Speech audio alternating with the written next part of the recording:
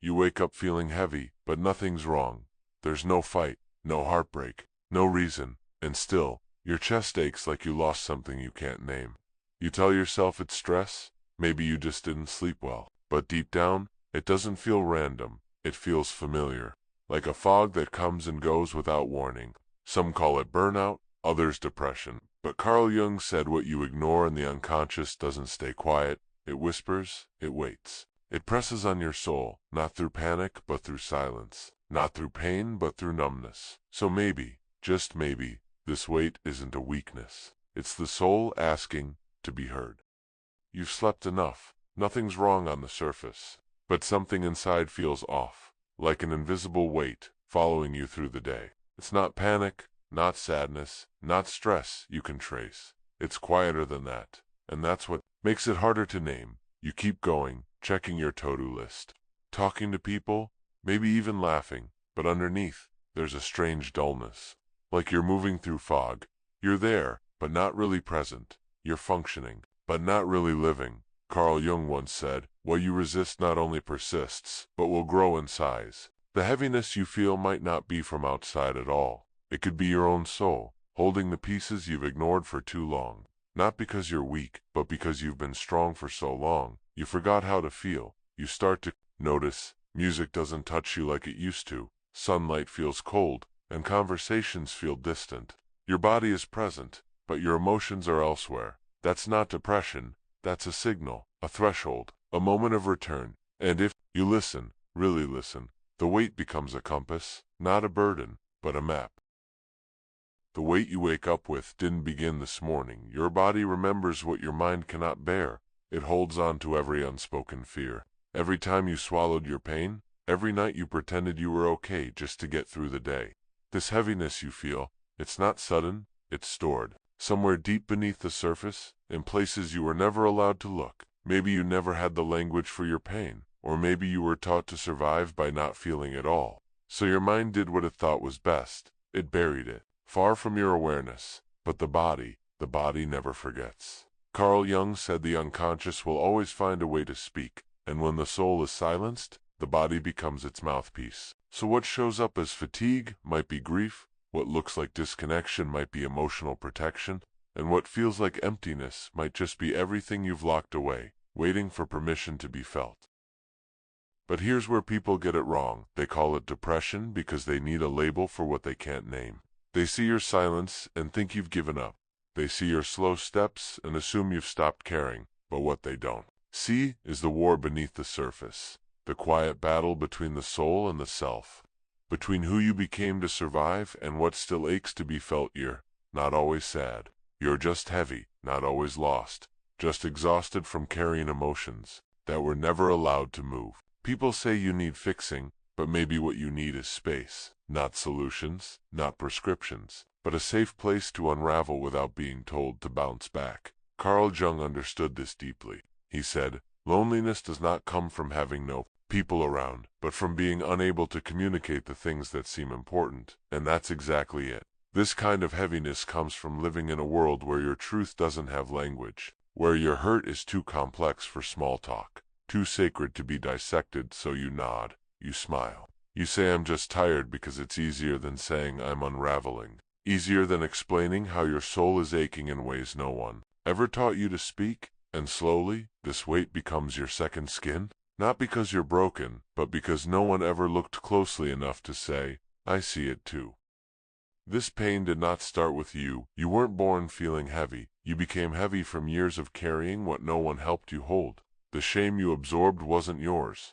The silence you learned wasn't your nature. It was survival, a quiet adaptation to a loud world that never asked how you were truly doing, only whether you were functioning, performing, pleasing somewhere along the way. Your nervous system rewired itself to stay ready, always alert, always scanning, not for danger in the jungle, but danger in conversations, in facial expressions, in being misunderstood, rejected, or dismissed. And this constant tension builds a body that feels unsafe even when the world is calm, a soul that wakes up tired even after sleeping for hours. Carl Jung once said, until you make the unconscious conscious, it will direct your life, and you will call it fate. And that's what this is. This fatigue, this fog, this low-grade despair. It's not your failure. It's a coded message from parts of you that were never seen, never soothed, never spoken to, in the language they needed. This isn't about blame, it's about understanding. Because until you realize the weight you carry isn't just yours, you'll keep trying to fix what's not broken and punish what's actually protecting you.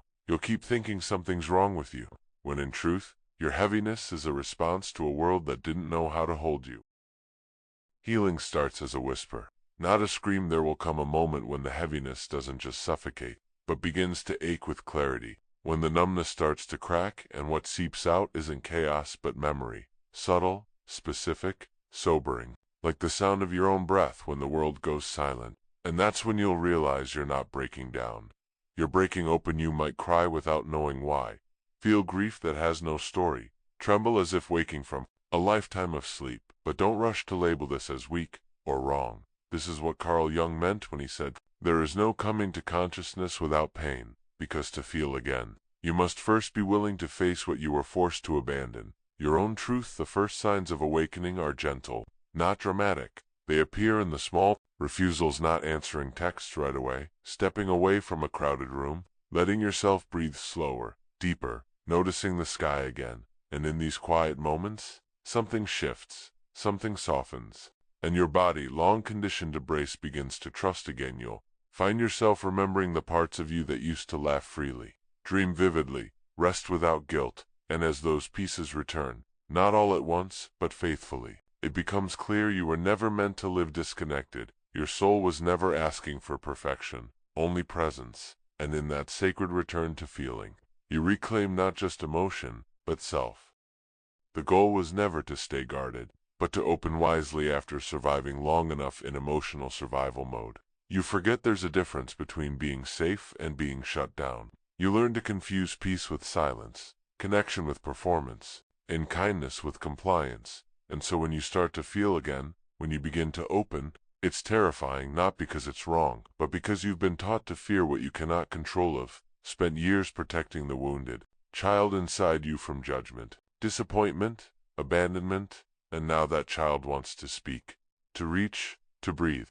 But you hesitate. What if being vulnerable means losing everything again? What if softness means being used again? What if opening up makes you disappear again? But here's what changes everything: when you open with self-awareness, not desperation. When you share not to be accepted, but to be authentic. When you choose not everyone, but those who earn your safety. Then something sacred happens. You begin to love without abandoning yourself. Carl Jung once said, "The privilege of a lifetime is to become who you truly are." And that includes knowing where you end and others begin. It means listening to your own rhythms, respecting your needs without apology, and remembering boundaries are not barriers. They are the architecture of presence. You can open without collapsing, love without losing shape, be available without becoming invisible, and feel deeply without drowning. The soul doesn't ask you to stay locked. It asks you to choose wisely what doors to open, and who is truly safe to meet you there.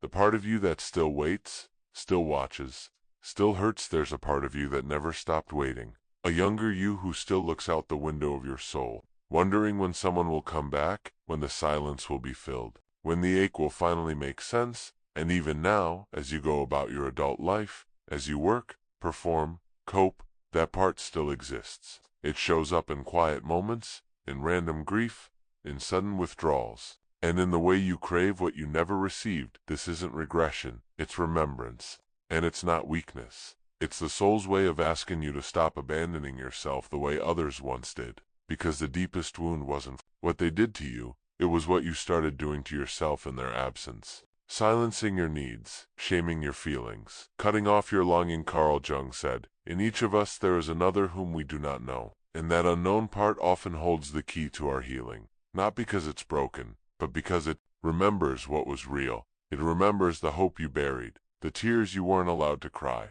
the truths you softened just to be loved. And make peace with that part is not to relive the pain, but to sit beside it with presence. To say, "I see you, I hear you, and I will not abandon you again." You do not need to be fixed, only held, not silenced, only witnessed. And when you do that, when you become the one who returns for yourself, healing no longer depends on anyone else's apology. It becomes an act of reclamation, of soul integrity, and the beginning of inner safety. True strength isn't about holding it together. It's about knowing when to soften. You were taught that strength meant being silent, being composed, pushing through no matter what. You learned to swallow grief, to fake smiles, to keep walking, even when your soul was limping. But what if that wasn't strength? What if that was survival? Unnecessary shell, a temporary mask to get you through a world that never made space for your softness. Carl Jung said, "The shoe that fits one person pinches another." And maybe the version of strength you were taught simply never fit you. It was designed for people who never had to heal from what you did. And so your journey, your true strength, cannot look like theirs. Because yours includes staying kind when the world feels cruel. Yours includes feeling everything and still choosing not to shut down. Yours includes asking for help even when your voice shakes. Real strength is letting the part of you that once broke become the part that knows how to stay open. Not because it's easy, but because it's sacred. Not because you're fearless, but because you've made peace with fear. And each time you let the truth touch you, instead of running away from it, you rebuild your nervous system, you rewrite your story, and you reclaim your power in the most honest way possible. Strength is no longer what you show the world. It's who you come home to when the world isn't watching. And if that person is honest, is soft, is whole, then you are stronger than you've ever been. That silence inside you was never the absence of love. It was the echo of too much pain. You didn't become distant because you stopped caring. You didn't go quiet because you had nothing to say, and you didn't shut down because you were cold. You shut down because something in you collapsed from carrying too much for too long. You pulled away not because you wanted to disappear, but because disappearing felt safer than staying visible while bleeding. And while the world may have called that cold, Carl Jung would have called it the soul's emergency brake. He once wrote, "What we fail to bring to consciousness appears in our lives as fate." And for years, you mistook your numbness for who you are. But it wasn't your identity. It was a shield. You didn't need to toughen up. You needed to be held, to be seen, to be reminded that your sensitivity was never a weakness, but a language your soul spoke fluently before it was shamed into silence. You didn't lose yourself. You were hiding somewhere safe, waiting for the moment when your body and mind could finally feel without fear. And now, if you're waking up to this weight, this strange ache that lingers before morning light, maybe it's not depression whispering, but your soul returning, reminding you that you were never too much, never too weak, never broken, only protecting something too sacred to expose. So now when you feel that heaviness, place your hand on your chest, breathe slowly, and whisper back, "I'm still here," because you are, and you've always been, not cold, not empty, just surviving in the only way your soul knew how.